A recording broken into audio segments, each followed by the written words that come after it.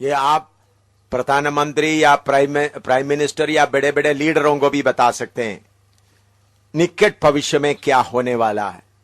उसके लिए पढ़िएगा एसेकिएल नबी के किताब 38वां अध्याय। एसेकिएल नबी के किताब 38, आप हेडिंग लिख सकते हैं निकट भविष्य में क्या होने वाला है। आप बड़े बड़े पत्रकारों को भी बता सकते हैं, बड़े साइंसदानों को, कॉलेज का लेक्चरर, सबको बता सकते हैं निकट भविष्य में क्या होने जा रहा है। बड़े बड़े लीडरों को बता सकते हैं। पढ़िएगा प्रकाशित वाक्य नहीं एसेकिएल 38 का 1 से 5 तक पढ़िएगा। फिर यहोवा का यह वचन मेरे पास पहुंचा, हे मनुष्य की संतान, अपना मुंह मगोग देश के गोग की ओर करके, जो रोश, मेशक और तबुल का प्रधान है, उसके विरुद्ध भविष्यवाणी कर और यह कह कि हे गोग, हे रोश, मेशक और तुबल के प्रधान, परमेश्वर यहोवा यों कहता है, देख मैं तेरे विरुद्ध हूँ, मैं तुझे घुमा ले आऊंगा और तेरे जबड़ों में आंकड़े डालकर तुझे निकालूंगा और तेरी सारी सेना को भी, अर्थात घोड़ों और सवारों को, जो सब के सब कवच पहने हुए एक बड़ी भीड़ हैं, जो फरी और ढाल लिए हुए सब के सब तलवार चलाने वाले होंगे, उनके संग फारस, कूश और पूत को, जो सब के सब ढाल लिए और टोप लगाए होंगे। 6 तक इधर सुनिएगा। इसमें पूरा खोलकर बताने के लिए बहुत टाइम चाहिए, लेकिन मोटा मोटा आपको बताता हूं। इसके बारे में हम लोग सीडी बना रहे हैं, शुरू किया है। आप लोग बाद में, वो तो पहले अंग्रेजी में बना रहे हैं सारे दुनिया में देने के लिए, तो उसमें फिर आप लोग जो चाहते हैं हमारे दफ्तर में आप संपर्क करके उधर से ले सकते हैं। तो भविष्य में होने वाला बात है, ये कोई दुनिया की कोने में होने वाला बात नहीं। भविष्य में रूस देश अपना सहयोगियों के साथ इस्राएल के खिलाफ हमला के लिए आएंगे। रूस देश, रशिया, इधर में हजारों हजारों साल पहले जब नबी ने यह बात बताया, उस वक्त रूस देश नहीं था। गोग मागोग ऐसा बताया हुआ लोग इधर नहीं था। आपको मालूम है रूस और मॉस्को वगैरह बाद में बन गया है, लेकिन परमेश्वर की आत्मा के द्वारा नबियों ने हजारों हजारों साल पहले आत्मा के द्वारा यह घटना के बारे में साफ बताया। हमारे सामने ये पूरा होने जा रहा है। आप सबको मालूम है रशिया या रूस देश अलग होने के पहले लोग 16 स्टेट का एक बहुत बड़ा राज्य था, सोवियत यूनियन। सोवियत यूनियन बन गया था, कम्युनिज्म बढ़ गया, लेकिन सोवियत यूनियन के बारे में इधर नहीं लिखा, रूस देश के बारे में। जब प्रभु का समय आया, गोर्बचोव आ गया, गोर्बचोव के द्वारा रूस देश, सोवियत यूनियन तितर पितर हो गया, रशिया आगे आया या रूस देश आ गया। प्रभु के वचन के नबूवत के अनुसार हमारे सामने अभी पिछले दिनों में आपको मालूम है प्रेसिडेंट पुतिन, जो पिछले बार भी वो प्रेसिडेंट बने रहा, इस बार भी वो इलेक्शन जीत गया। अभी 2-3 दिन पहले रूस देश का न्यूक्लियर फ्यूल या उसके लिए अणु आयुध ईंधन, ठीक है, अणु ईंधन ईरान में पहुंच गए। अमेरिका कितने साल से ईरान को बोल रहा था तुम अणु आयुध का कुछ भी नहीं करना, लेकिन आप देखो अमेरिका को अनदेखी करते हुए रूस देश ने खुद उनको दिया। अभी 2-3 दिन पहले की बात है, और मैं इधर आने के पहले मैं बीबीसी न्यूज में भी पूरा उसका रिपोर्ट पढ़ा। अमेरिका में CNN के द्वारा अमेरिका में उसके लिए क्या किया हुआ था। प्रेसिडेंट बुश चुप हो गए, उनको बोलने का कोई हिम्मत कुछ भी नहीं रहा। तो अमेरिका का ताकत कब से कम होना शुरू हो गया, अभी कम होकर अमेरिका ऐसा एक देश बनेगा, कोई हिसाब भी, कोई नाम भी नहीं रहेगा अमेरिका देश का।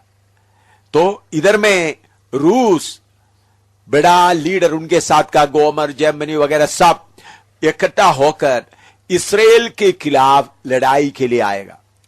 पिछले दिनों में मैं इंग्लैंड में, लंदन में बड़े बड़े वैज्ञानिक लोग मिलकर के 4 दिन पहले के, 4 दिन नहीं 3 दिन पहले, आज को मिलाकर 4 दिन होगा, मैं जम्मू में बैठकर देख रहा था टेलीविजन के द्वारा कि उन लोग क्या चर्चा कर रहा है।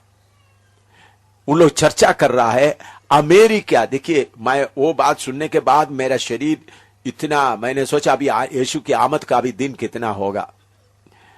तो उन लोग बोल रहा है, उन लोग बाइबल नहीं मांगते, बाइबल नहीं पढ़ते, बाइबल में लिखा हुआ नबूवत को उन लोग विश्वास नहीं करते, लेकिन उन लोग चर्चा कर रहे थे रूस, अमेरिका और लंदन वगैरह गल्फ देश में या सऊदी अरेबिया और कुवैत और उस देश का तेल काफी लेकर अमीर हो गया। अभी उन लोग बोल रहे हैं अभी सोवियत यूनियन का बारी आ गया है। सोवियत यूनियन ने रशिया का, रूस देश का बारी आया है।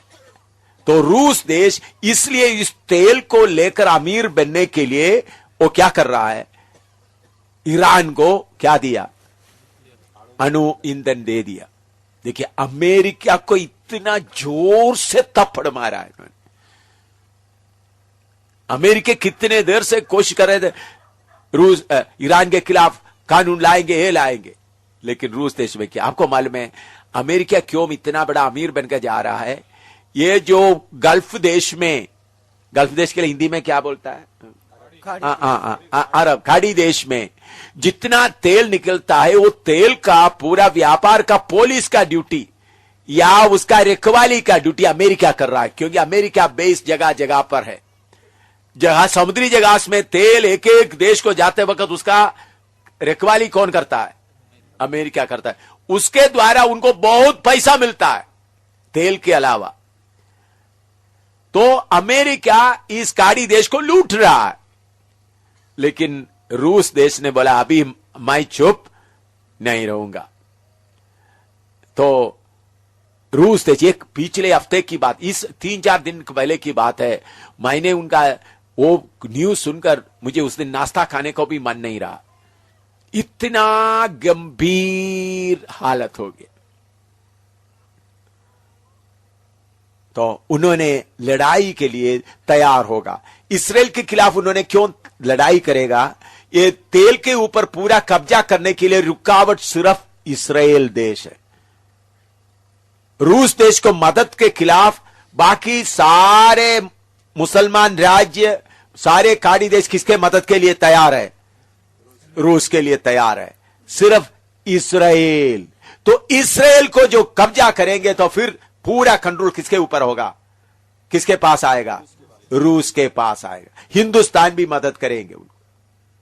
तो ये लड़ाई के लिए तैयार होगा करके प्रभु के वचन में हजारों साल पहले इधर में लिख के रखा कैसा वो लड़ाई के लिए आएगा। उसका 38वां अध्याय का 14, 15, 16 पढ़िएगा। 14, 15, 16। इस कारण है मनुष्य की संतान भविष्यवाणी करके गोग से कहे, परमेश्वर यहोवा यों कहता है, जिस समय मेरी प्रजा इस्राएल निडर बसी रहेगी, क्या तुझे इसका समाचार न मिलेगा? और तू उत्तर दिशा से दूर दूर स्थानों से आएगा, उत्तर दिशा से दूर दूर स्थानों से आएगा, तू और तेरे साथ बहुत सी जातियों के लोग, जो सब के सब घोड़ों पर चढ़े हुए होंगे, अर्थात एक बड़ी भीड़ और बलवंत सेना। और जैसे बादल भूमि पर छा जाता है, बादल भूमि पर छाया जाता है, वैसे ही तू मेरी प्रजा इस्राएल के देश पर ऐसे चढ़ाई करेगा। इसीलिए हे गोग, अंत के दिनों में ऐसा ही होगा कि मैं तुझ में अपने देश पर इसलिए चढ़ाई कराऊंगा कि जब मैं जातियों के देखते तेरे द्वारा अपने को पवित्र ठहराऊं, तब वे मुझे पहचान लेंगे। हालेलुया। परमेश्वर रूस देश को और उनके साथ का सारे पार्टियों को इसराइल के खिलाफ लाने के पूरे तैयारी किया है। आप नक्शा देखने से आपको मालूम होगा, इसराइल के सीधा पूर्व में है रूस, और इसराइल के नजदीक में उसका ब्लैक सी, ब्लैक सी को हिंदी में क्या बोलते हैं? काला सागर। काला सागर में जॉर्जिया के कंट्रोल में, जॉर्जिया देश भी रूस के कंट्रोल में है। तो वो काला देश, काला सागर भी, उधर में इस वक्त रूस का समुद्री जहाज पूरा लड़ाई लड़ने के लिए तैयारी में पिछले 5-6 महीना से खड़ा है। उनको ब्लैक सी से सीधा समुद्र की तरह से इस्राएल के ऊपर आने के लिए ज्यादा समय नहीं चाहिए। सिर्फ 13 घंटा उन लोग समुद्र में सफर करेगा तो इस्राएल के पास आएंगे। उसके अलावा इधर में लिखा हुआ है बादल की तरह छाएंगे। आपको मालूम है रूस देश ने कहीं ऐसा फाइटर प्लेन बनाया, उसका बादल का कलर दिया हुआ है, काला कलर बादल। उसका देखने से रडार में ना दिखा है, इसलिए उसका रंग कौन सा दिया है, बादल का काला कलर। इधर में लिखा बादल की तरह छाएंगे। इस्राएल के ऊपर रूस देश को आने के लिए सिर्फ 8 मिनट चाहिए। कितना मिनट? 8 मिनट में उतर कर रूस देश का हवाई जहाज उतर कर इस्राएल के ऊपर पूरा 10, 15, 20, 40 हवाई जहाज आना है तो कितना मिनट चाहिए? ज्यादा से ज्यादा 8 मिनट। कुछ जहाज 3 मिनट में भी पहुंच सकता है। इसी मुताबिक तुम आकर छा जाएंगे। किसके ऊपर? इस्राएल के ऊपर।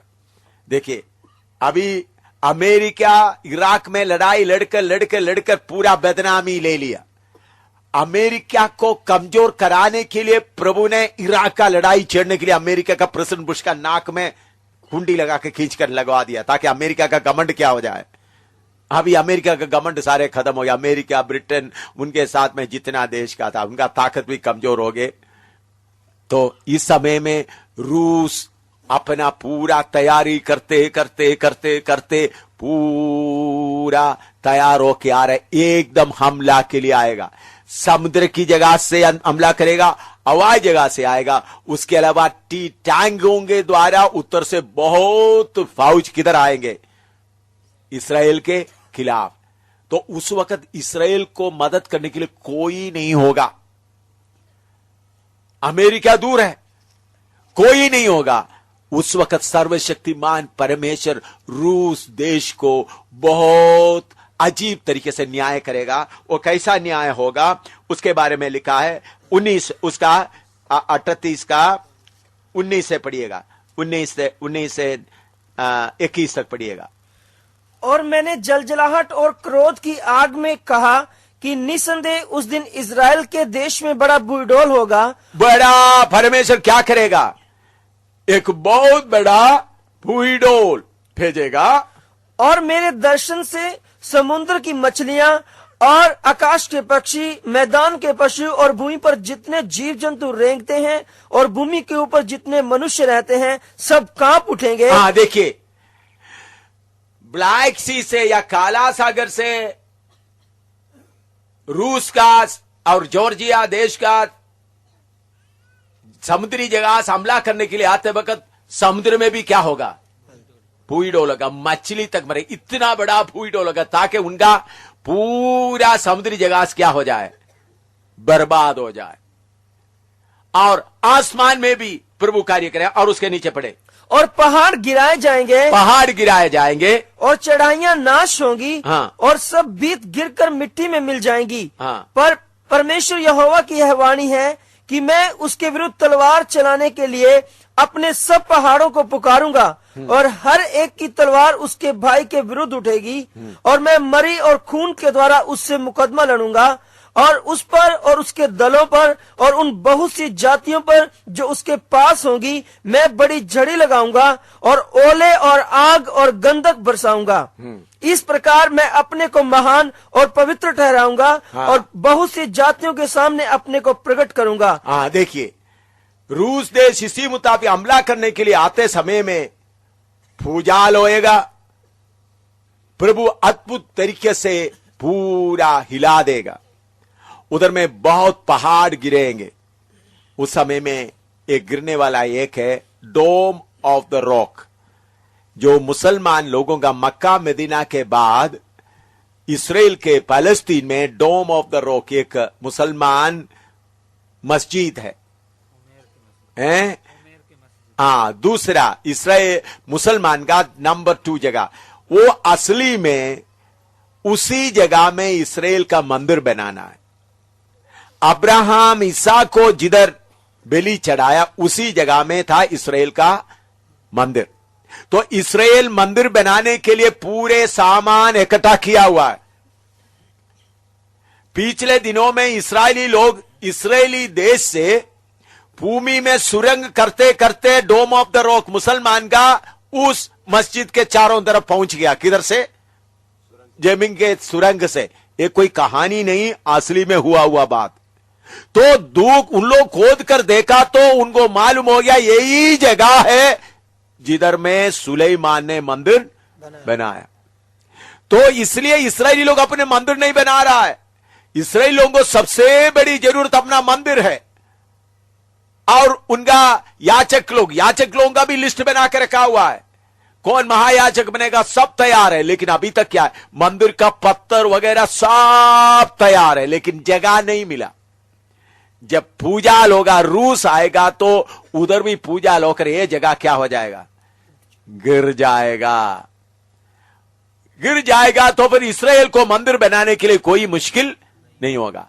उस समय में विरोधी मसीह प्रकट होगा। कौन प्रकट होगा? विरोधी मसीह प्रकट होगा। कैसा? सबको शांति बोलकर आएगा। उन्होंने बोलेगा इसराइल को तुम तुम्हारा मंदिर बना लो। मैं जब अमेरिका में था कुछ साल पहले, यूएनओ यूनाइटेड नेशंस ऑर्गेनाइजेशन, बड़ा आपको मालूम है सारे दुनिया का कंट्रोल करने वाला, उधर के लोग भी मीटिंग में आते, हजारों लोग। उधर में न्यूयॉर्क में मैं सभा चला रहा था।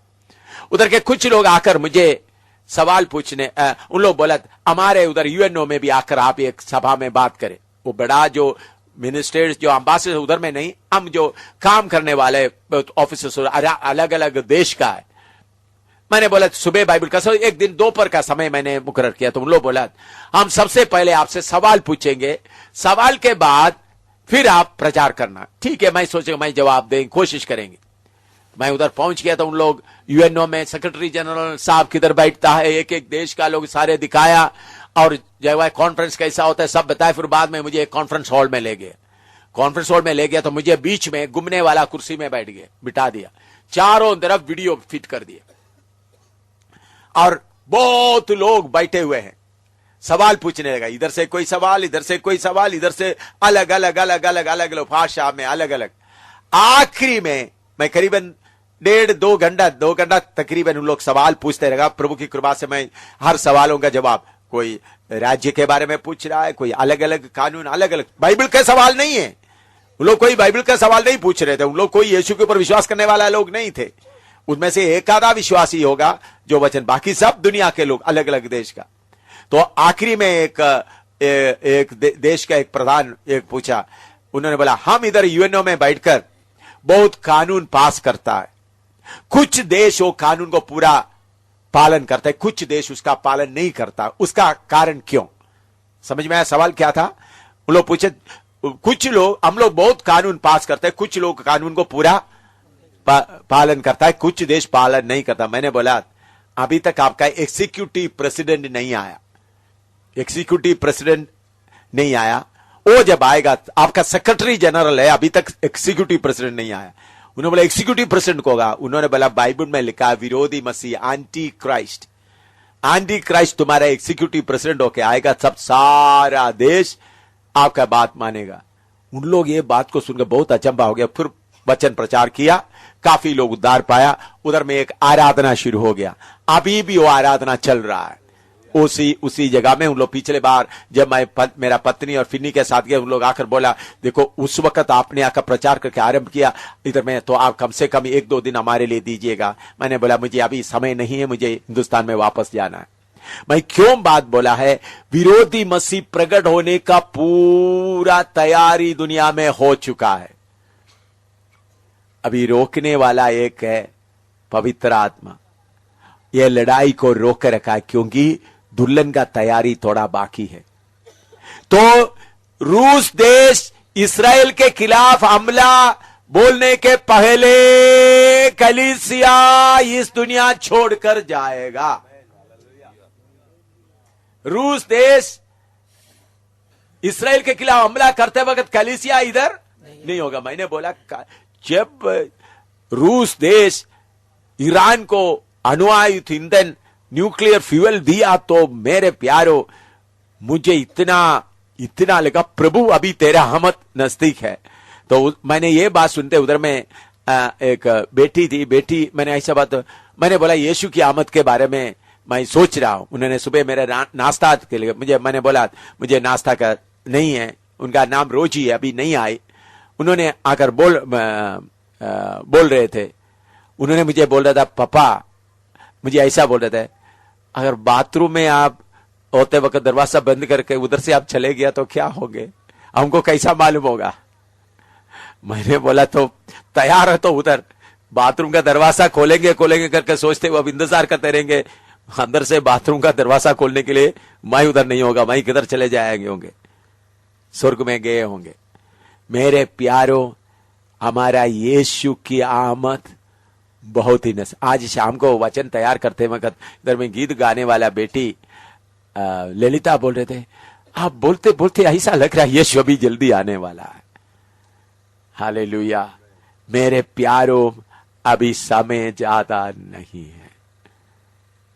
रूस देश इसराइल के खिलाफ हमला के लिए आते समय में परमेश्वर अजीब और अद्भुत तरीके से रूस देश के ऊपर न्याय करेगा, वो पूरा बर्बाद हो जाएगा। रूस देश पूरा अचानक कुछ घंटों के अंदर पूरा रूस देश बर्बाद हो जाएगा।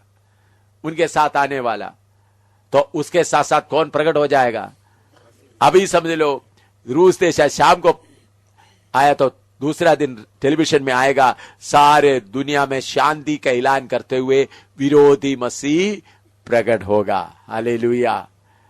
तो विरोधी मसीह प्रकट होते समय में इधर कौन नहीं होगा, यीशु का कलीसिया इधर नहीं होगा। मेरे प्यारो मैं इसके बारे में एक किताब लिखा हूं काफी साल के पहले, रशिया कैसा इसराइल के खिलाफ लड़ाई करी। वो किताब अमेरिका में जब वो कॉपी मिल गया था, लोग मेरे से पूछा हम इसको प्रिंट करें, तो इन लोग प्रिंट करके इसराइल को में भी बहुत कॉपी गया है, इसराइल में भी, रशिया के लोगों के बीच में गया है मालूम नहीं, लेकिन अमेरिका में बहुत गया, इसराइल में भी बहुत लोगों ने खरीदा है वो किताब, जो मैंने उसमें पूरा लिखा है।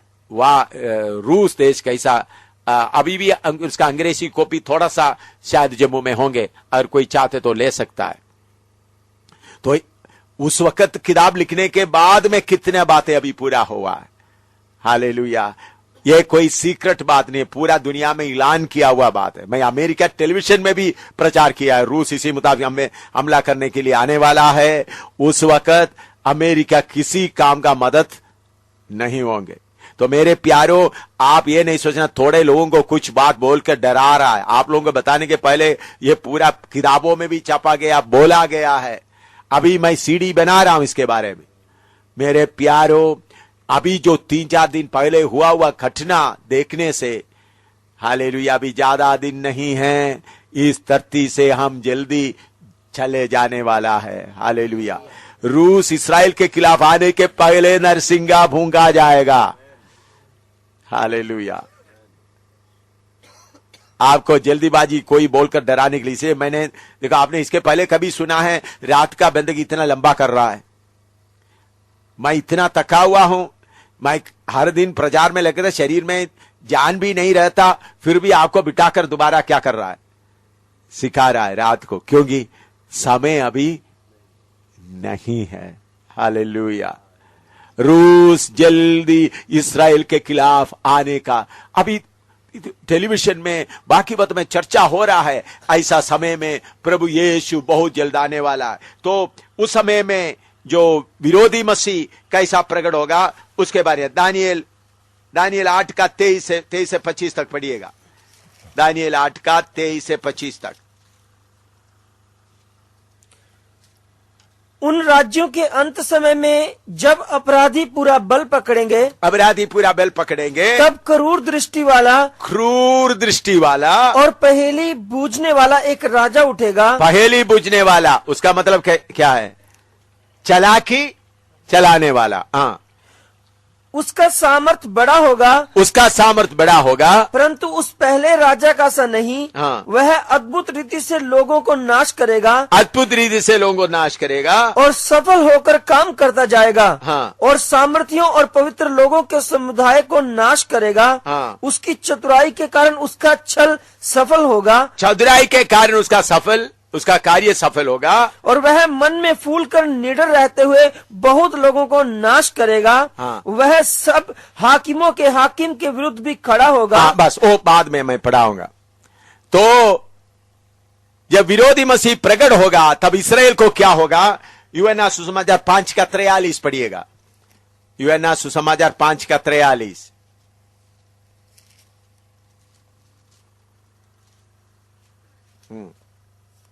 यूहन्ना 5:43 5:43। मैं अपने पिता के नाम से आया हूँ मैं अपने पिता के नाम से आया हूँ और तुम मुझे ग्रहण नहीं करते। तुम मुझे ग्रहण नहीं करते। यदि कोई और अपने ही नाम से आए अपने ही नाम से आए तो उसे ग्रहण कर लोगे। हालेलुया। इसराइल विरोधी मसीह को मसीहा करके कबूल कर लेंगे। क्यों? विरोधी मसीह उनको क्या दे रहा है? मौका, मंदिर बनाने का मौका दे रहा है। विरोधी मसीह इस संसार में कुल 7 साल राज्य करेंगे। पहले 3.5 साल शांति शांति शांति बोलकर रहेंगे, पहले 3.5 साल। तो इसराइल लोगों को बहुत भारी धोखा हो जाएगा। उन लोग सब बोलेंगे देखो हमारा मसीह आया हमारा मंदिर बनाने, क्योंकि डोम ऑफ द रॉक भी गिर गया, उधर में अभी क्या बनाएगा? मंदिर बनाएगा। देखो उन लोग बड़ा खुशी से देखो हमारा मदद कर, उन्होंने उसके लिए पूरा मदद करेगा। इसराइल लोग अपना मंदिर बनाएगा। तब उन लोग सोचेंगे देखो अभी मसीहा आया। तब तक अरब देश का कमर भी टूट जाएगा, मुसलमान देश का कमर भी पूरा टूट जाएगा। जब ये घटना होते समय में ये डोम ऑफ द रॉक वगैरह गिरने के बाद में मुसलमान शक्ति सारे क्या हो जाएंगे? कमजोर होकर बाकी होंगे। जैसे अमेरिका की तरह अपनी आप बाद में उनके बीच में भी आपस में बहुत लड़ाई झगड़ा होकर बहुत बर्बादी होगा, बहुत लोग मर जाएंगे, लाखों में मर जाएंगे। जो बड़ा बड़ा मक्का मदीना का सब नाश हो जाएंगे, देखने के लिए भी नहीं मिलेगा। ऐसा हालत आने वाला है, पूरा बर्बाद होने जा रहा है बहुत जल्दी, ज्यादा समय नहीं। तो उसके समय में ये इसराइली लोग इसराइली लोग विरोधी मसीह के साथ में क्या करेगा? सख्यता करेगा, रजामंदी करेगा, एग्रीमेंट कर देगा, तो आके उन लोग फिर एक साथ ऐसा चलेंगे। ऐसा चलकर 3.5 साल तक उन्होंने क्या करेंगे? पूरा खुशी से इसराइली लोगों को क्या करने देगा? हुकूमत करने देगा। लेकिन 3.5 साल के बाद उनका रूप बदल जाएगा, विरोधी मसीह का रूप बदल जाएगा। उसके बारे में प्रकाशित वाक्य में लिखा है, आइएगा प्रकाशित वाक्य में। उसके साथ साथ जल्दी में तो इधर उधर से मिला करके आपको बता रहा हूं ताकि सच्चाई आपको मालूम हो जाए। प्रकाशित वाक्य 13 अध्याय उसका पहला 3 आयत पढ़िएगा। और मैंने एक पशु को समुद्र में से निकलते हुए देखा, एक पशु को समुद्र में से निकलते हुए देखा, जिसके 10 सींग और 7 सिर थे। 10 सींग और 7 सिर थे। और उसके सींगों पर 10 राजमुकुट, हाँ। और उसके सिरों पर निंदा के नाम लिखे हुए थे। हाँ। और जो पशु मैंने देखा वह चीते की नाई था, और उसके पांव भालू के से और मुंह सिंह का सा था। और उस अजगर ने अपनी सामर्थ और अपना सिंहासन और अपना बड़ा अधिकार उसे दे दिया। हाँ। और मैं देखिए इधर में जब विरोधी मसीह इसी मुताबिक प्रकट होते वक्त शैतान 10 सिंह और 7 सिर वाला शक्ति किसके ऊपर आ जाएगा? विरोधी मसीह के ऊपर आ जाएगा।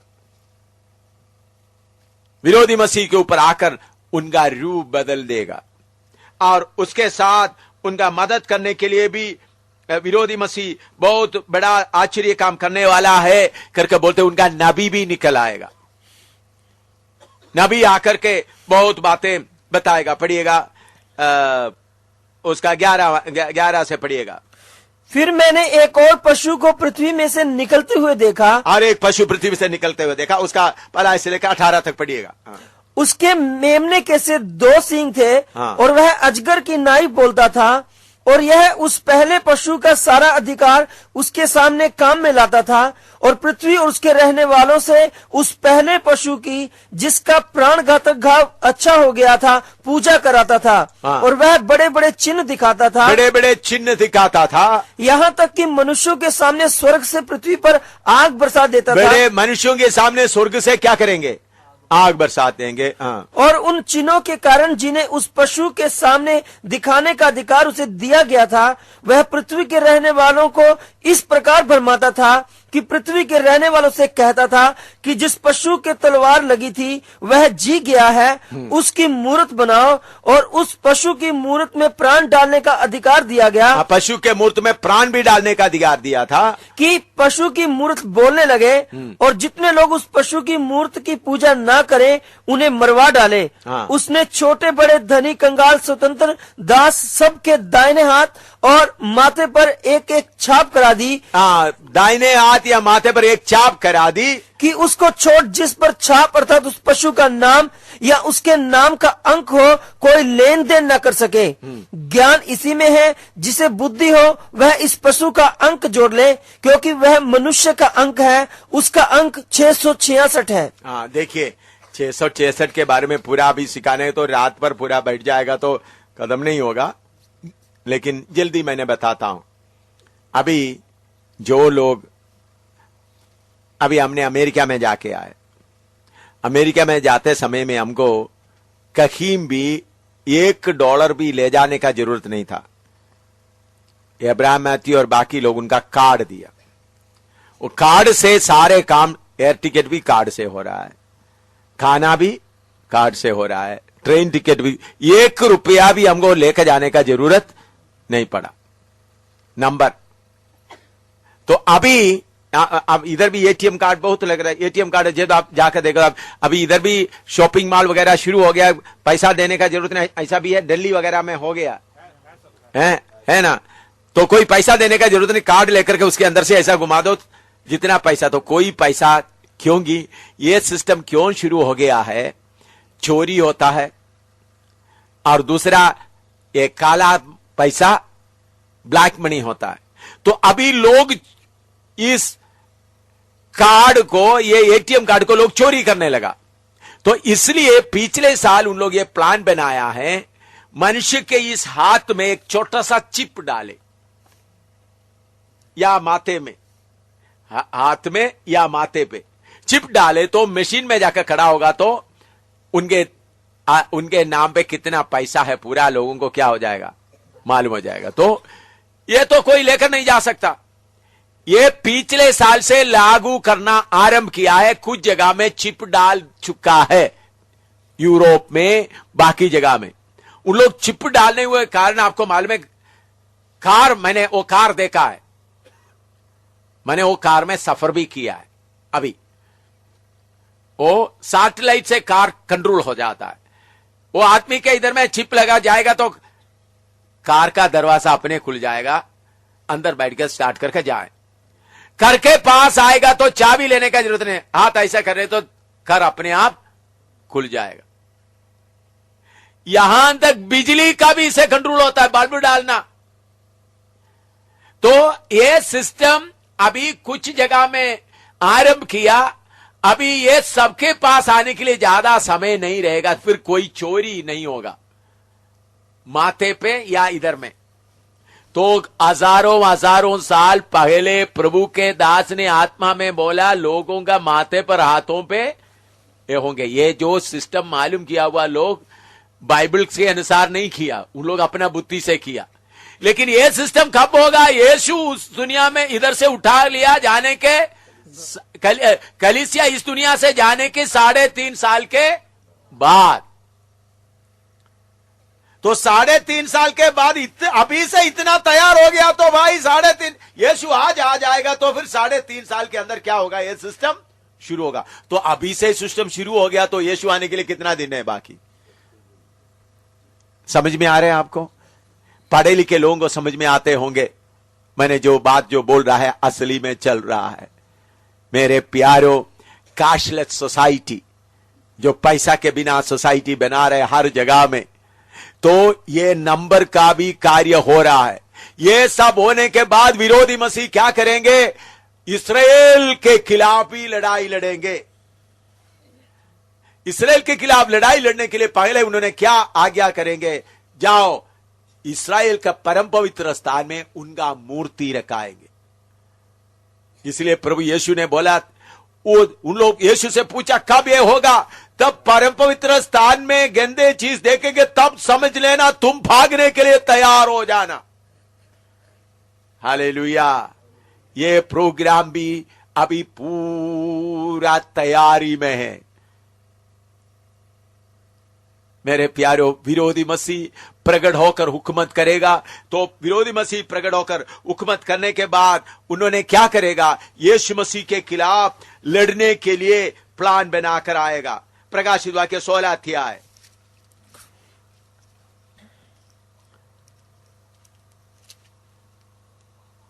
उसका 12 से लेकर पढ़िएगा।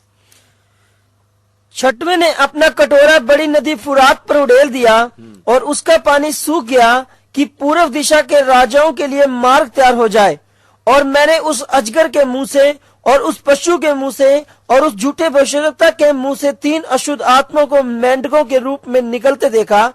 ये चिन्ह दिखाने वाली दुष्ट आत्मा है जो सारे संसार के राजाओं के पास निकलकर इसलिए जाती हैं कि उन्हें सर्वशक्तिमान परमेश्वर के उस बड़े दिन की लड़ाई के लिए इकट्ठा करें। देख, मैं चोर की नहीं आता हूँ। धन्य वह है जो जागता रहता है और अपने वस्त्र की चौकसी करता है कि नंगा न फिरे और लोग उसका नंगापन ना देखें। और उन्होंने उनको उस जगह इकट्ठा किया जो इब्रानी में हरमिगदोन कहलाता है। हाँ हाँ, पढ़ो। और 7वें ने अपना कटोरा हवा में। इधर में देखिए जल्दी क्या होने वाला है। उस वक्त कलीसिया, मैं और आप किधर होंगे? स्वर्ग में, ऊपर में। तो 3.5 साल के बाद पृथ्वी के हालत बहुत खराब होगा, गर्मी बहुत बढ़ेगा। अभी से ग्लोबल वार्मिंग शुरू हो गया। इधर प्रकाशित वाक्य में लिखा उसका वचन, इतना गर्मी होगा लोगों को सहने के लिए मुश्किल हो जाएगा। अभी से लोग बोलते हैं 8 साल के अंदर हम कुछ नहीं किया तो 8 साल के अंदर पृथ्वी रहने का योग्य नहीं होगा। वो लोग 8 बोला, इधर में समय अभी बहुत थोड़ा ही रह गया। तो विरोधी मसीह के साथ साथ उनके साथ में लोगों को इकट्ठा करने के लिए 3 स्पेशल आत्माएं आएगा। वो मांडक के रूप में, मांडक का नाम रखा। मांडक क्या करता है? पानी में भी रहता है, जमीन में रहता है। तो ये दुष्ट अशुद्ध आत्मा क्या है? पवित्र लोगों के साथ भी यीशु के लोग इस वक्त नहीं होंगे, इस्राएली लोग होंगे, उनके साथ भी प्रेम में बताएगा। दुनिया के लोगों से भी प्रेम। मेंढक पानी में भी रहता है, समुद्र चालाकी से। तो सारे लोग मिलकर किसके खिलाफ लड़ाई के लिए तैयार होंगे? आर्मगदोन में इकट्ठा होंगे बड़ा लड़ाई के लिए। कौन सा देश के खिलाफ? इस्राएल के देश के खिलाफ। पढ़िएगा प्रकाशित दानियल की किताब 11 का 44 और 45 पढ़िएगा। 11 का 44 और 45। उसी समय वह पूर्व और उत्तर दिशाओं से समाचार सुनकर घबराएगा और बड़े क्रोध में आकर बहुतों को सत्यानाश करने के लिए निकलेगा। और वह दोनों समुद्रों के बीच पवित्र शिरोमणि पर्वत के पास अपना राजकीय तंबू खड़ा कराएगा। हाँ, इस्राएल के मंदिर के खिलाफ, इस्राएल के लोगों के खिलाफ अपना सेना को लाकर खड़ा होगा। वो है आर्मगदोन जगह। तब इस्राएल क्या करेंगे? जल्दी पढ़कर आगे बढ़ते हैं। शकरिया नबी की किताब 12 अध्याय उसका 8 से लेकर 14 तक पढ़िएगा। शकरिया नबी 12 अध्याय का 8 से लेकर 14 तक पढ़िएगा। उस समय यहोवा यरूशलेम के निवासियों को मानो ढाल से बचा लेगा। हाँ। उस समय उनमें से जो ठोकर खाने वाला हो वह दाऊद के समान होगा। हाँ। और दाऊद का घराना परमेश्वर के समान होगा, अर्थात यहोवा के उस दूत के समान जो उनके आगे आगे चलता था। हाँ। और उस समय मैं उन सब जातियों को नाश करने का यत्न करूंगा। हाँ। जो यरूशलेम पर चढ़ाई करेंगी। हाँ, और नीचे, और मैं दाऊद के घराने और यरूशलेम के निवासियों पर अपना अनुग्रह करने वाली और प्रार्थना सिखाने वाली आत्मा उड़ेलूंगा। हाँ। तब वो मुझे ताकेंगे जिसे उन्होंने बेदा है। हालेलुया। इसे देखिए, रूस देश इसराइल के खिलाफ आ गया तो परमेश्वर न्याय करने के कारण इसराइल उस वक्त सर्वशक्तिमान परमेश्वर के पास नहीं मुड़ा। किसके साथ उन लोगों समझौता किया? विरोधी मसीह के साथ समझौता किया। लेकिन जब विरोधी मसीह खुद अपना मूर्ति पवित्र स्थान में लगा दिया और मोहर का शाम खुला, उस वक्त दो गवाह एलिया और मूसा प्रचार करने शुरू करेगा, ये विरोधी मसीह असली परमेश्वर नहीं है। तब 1,44,000 इस्राएली प्रचार के लिए निकलेंगे। उन लोग सब शहीद होकर मरेंगे। उन लोग बोलेंगे वो विरोधी मसीह असली मसीहा नहीं है, वो आने वाला है। तब जब इन्होंने मूर्ति भी इस्राएल के मंदिर में रखेगा, इस्राएल छाती पीट कर रोना शुरू करेगा। उन लोग पश्चाताप करना शुरू करेगा। नीचे पढ़ो। उन लोग कैसा पश्चाताप करेगा? प्रभु हमने आपको क्रूस पर चढ़ा दिया है। पढ़ो। और उसके लिए ऐसे रोएंगे जैसे इकलौते पुत्र के लिए रोते पीटते हैं। और ऐसा भारी शोक करेंगे जैसा पहलौठे के लिए करते हैं। उस समय यरूशलेम में इतना रोना पीटना होगा, यरूशलेम में सारे रोना शुरू करेंगे। जैसा मिगदोन की तराई में हर मिगदोन में हुआ था। और सारे देश में विलाप होगा। सारे देश में विलाप होंगे। हर एक परिवार में अलग अलग विलाप करेंगे। अर्थात दाऊद के घराने का परिवार अलग और उनकी स्त्रियां अलग, नातान के घराने का परिवार अलग और उनकी स्त्रियां अलग, लेवियों के घराने का परिवार अलग और उनकी स्त्रियां अलग, शिमियों के परिवार अलग और उनकी स्त्रियां अलग, और जितने परिवार रह गए हों हर एक परिवार अलग अलग और उनकी स्त्रियां अलग अलग। उसी समय दाऊद के घराने और यरूशलेम के निवासियों के लिए पाप और मलिनता को धोने के निमित्त एक सोता होगा। हालेलुया। मेरे प्यारों, इस्राएली लोग अभी तक यीशु मसीह को मसीहा के तौर पर स्वीकार नहीं किया। यीशु मसीह अपने कलीसिया को स्वर्ग में ले जाने के ठीक 7 साल की आखिरी में जब विरोधी मसीह इस्राएल के खिलाफ पूरा लड़ाई के लिए तैयार होगा, तब इस्राएल लोग पुकारेंगे, प्रभु हमने आपको क्रूस पर चढ़ा दिया है, हमको माफ कर दे। सारे इस्राएली लोग रोना शुरू करेंगे, पश्चाताप करेंगे, यीशु को असली मसीहा करके इस्राएली लोग उस वक्त अंगीकार करेंगे। तब क्या होगा? 14 अध्याय का 3 और 4 पढ़िएगा। तब यहोवा निकलकर उन जातियों से ऐसा लड़ेगा, तब यहोवा निकलकर उन जातियों से ऐसा लड़ेगा जैसा वह संग्राम के दिन लड़ा था। उस समय वह जलपाई के पर्वत पर पांव धरेगा, जलपाई के पांव पर पांव धरेगा जो पूर्व और यरूशलेम के सामने है। तब जलपाई का पर्वत पूर्व से लेकर पश्चिम तक बीचों बीच फटकर बहुत बड़ा खड्ड हो जाएगा। देखिए मेरे प्यारों, पिछले दिनों में जलपाई का पहाड़, माउंट ओलिव, इसराइल का माउंट ओलिव एक बहुत टूरिस्ट प्लेस है, जो दुनिया में सबसे बड़ा होटल करने वाला होटल मैनेजमेंट, बड़े बड़े होटल वाले मिलकर उन्होंने बोला हम एक बहुत बड़ा होटल इधर माउंट ओलिव या हिंदी में क्या बोलते हैं, जलपाई के पहाड़ के ऊपर हम होटल बनाएंगे, टूरिस्ट स्पॉट है। उन लोग बड़ा बहुत मंजिला होटल बनाने के लिए उधर मैं थोड़ा सा मशीन के द्वारा खोदाई करके देखा तो अंदर में पूरा हलचल हो रहा है। उन लोग बोला है ये ओलिव पहाड़, ये जो चैतोन पहाड़, जलपाई का पहाड़ क्या हो सकता है, कभी भी फट सकता है। ये अखबारों में आया हुआ बात मैं बोल रहा हूं, तो इसलिए उधर उन्होंने होटल बनाने का प्रोग्राम छोड़ दिया। इधर में लिखा है यीशु पब्लिक में सब लोग देखते देखते आएगा। हालेलुया। उसके बारे में प्रभु यीशु मसीह मत्ती 24वां अध्याय में लिखा है, मत्ती 24वां अध्याय में भी आएगा। उसको पढ़कर हम जल्दी समाप्त करने के लिए कोशिश करेंगे। 24वां अध्याय उसका 27 से लेकर पढ़िएगा। क्योंकि जैसे बिजली पूर्व से निकलकर पश्चिम तक चमकती जाती है, वैसे ही मनुष्य के पुत्र का आना होगा। ऐसा मनुष्य का, पहले यीशु का आमद किधर था?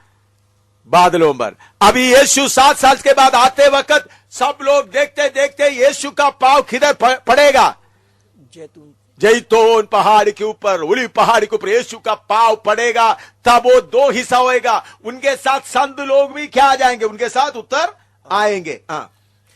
और पढ़ो सब लोग देखते देखते यीशु आने वाला है। हाँ। जहाँ लोथ हो वहाँ गिद्ध इकट्ठे होंगे। हाँ। उन दिनों के क्लेश के बाद तुरंत सूर्य अंधकार हो जाएगा और चांद का प्रकाश जाता रहेगा और तारे आकाश से गिर पड़ेंगे। हाँ। और आकाश की शक्तियाँ हिलाई जाएंगी। हालेलुया। तब मनुष्य के पुत्र का चिन्ह आकाश में दिखाई देगा। मनुष्य का पुत्र का चिन्ह आकाश में दिखाई देगा। तब पृथ्वी के सब कुल के लोग छाती पीटेंगे। सब कुल के लोग छाती पीटेंगे और मनुष्य के पुत्र को बड़ी सामर्थ और ऐश्वर्य के साथ आकाश के बादलों पर आते देखेंगे। आके देखेंगे। तब गुप्त में नहीं आ रहा है, बल्कि सबके। मैंने बोला यीशु मसीह स्वर्ग में जाते वक्त एक बार गुप्त में गया, बाद में सबके 11 चेलों के सामने गया। यीशु मसीह बादलों पर आते वक्त भी पहले गुप्त में आएगा, बाद में कैसा आएगा? सारे लोगों को प्रकट करते हुए आएगा।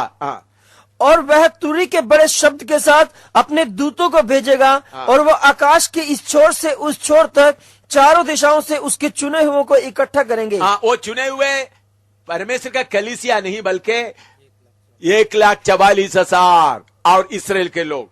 इसके बारे में यूहन्ना पतमोस टापू में था, उन्होंने भी देखा।